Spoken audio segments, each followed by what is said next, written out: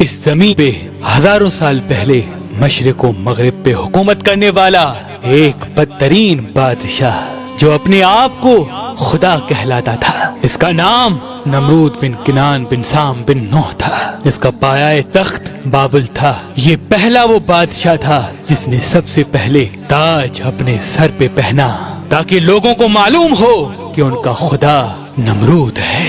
एक रात इस खुदा कहलाने वाले बादशाह ने ख्वाब देखा कि एक तारा आसमान में इस तरह से चमक रहा है कि उसके नजदीक सूरज और चांद बुझे हुए नजर आ रहे हैं। जैसे ही वो बेदार हुआ, अपने महल के नजूमियों से पूछा तो उन्होंने बताया, तुम्हारी सल्तनत में एक जवान ऐसा आएगा जो तेरा मर्तबा दबदबा खत्म कर देगा और इस तेरी हुकूमत को नीस्तो नाबूद कर देगा। बस नमरूद ने हजारों बच्चों को मरवा दिया और इस हुक्म को नाफिज किया कि मर्द औरतों से दूर रहें, लेकिन अल्लाह जो चाहे वो होके रहता है। अल्लाह ने अपनी रहमत के खजाने में से अपनी खलील का ज़ुहूर कर दिया।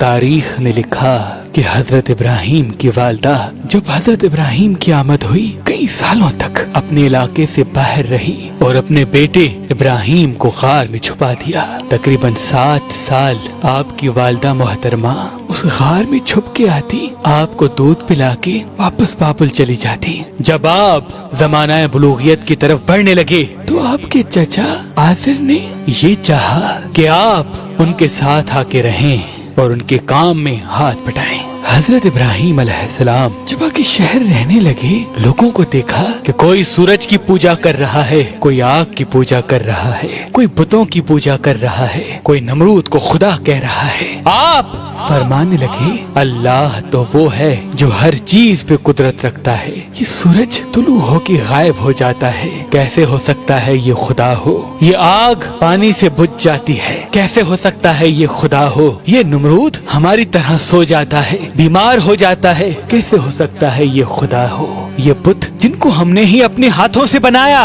कैसे हो सकता है ये खुदा हो? एक मर्तबा जब सब लोग मेले पे गए तो इब्राहिम अलैहिस्सलाम ने अपनी कुल्हाड़ी से तमाम बुतों को तोड़ दिया और कुल्हाड़ी को बड़े बुत के कंधे पे रख दिया। लोग जब वापस आए, देखा कि सारे बुत टूटे हुए हैं। सबने ये मान लिया कि ये काम इब्राहिम अलैहिस्सलाम का है। इब्राहिम अलैहिस्सलाम कहने लगे, देखो पूछो कि इस बड़े बुत ने शायद तोड़ा हो।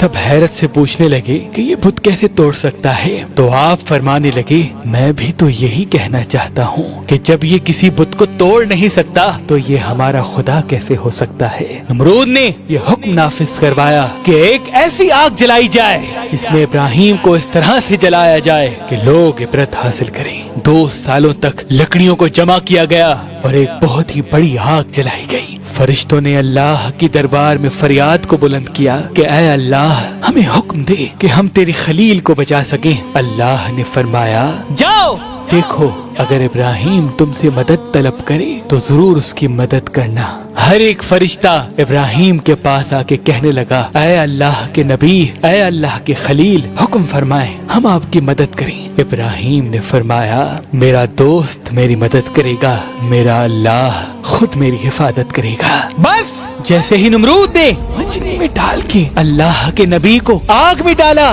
तो वो आग गुलजार बन गई। अल्लाह के नबी मुतमईन होके, पुरसुकून होके अल्लाह का शुक्र कर रहे हैं और फौजे नमरूद हैरतज़दा होके नमरूद से पूछ रही है कि हमारे खुदाओं से तो ज्यादा इब्राहिम का खुदा ताकतवर है, उसने हमारी आग को गुलजार बना दिया। नमरूद ने कहा, अच्छा? इब्राहिम अलैहिस्सलाम को बुला के नमरूद कहने लगा कि जाओ अपने खुदा को कह दो कि कल वो अपनी फौज तैयार करे और मैं भी अपनी फौज तैयार करता हूँ। कल मुकाबला रूबरू होगा। नमरूद ने जो मशरिक व मगरिब पे हुकूमत करता था, उस वक्त जमीन का सबसे बड़ा बादशाह था, अपनी फौज को तैयार किया और एक बड़ी इमारत पे खड़े होके कहने लगा, है कोई मुझसे ज्यादा ताकतवर तो आए और लड़े मुझसे। इतनी देर में अल्लाह ने मच्छरों को हुक्म दिया कि जाओ इस नमरूद की फौज को फिन्नार कर दो। वहाँ से बड़े बड़े मच्छर आए और नमरूद की फौज के एक एक फर्द का खून और गोश्त खा गए। नमरूद हैरत ज़दा देख ही रहा था कि एक लंगड़ा मच्छर नमरूद की नाक में घुस गया।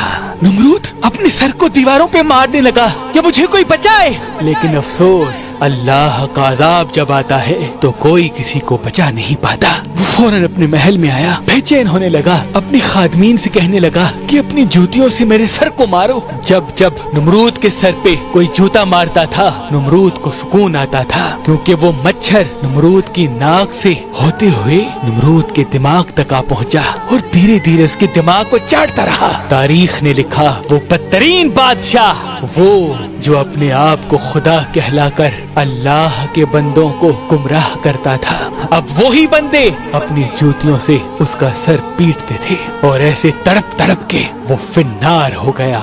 उसकी सल्तनत नीस्तो नाबूद हो गई। सलाम हो अल्लाह के नबी इब्राहिम खलीलुल्लाह पर।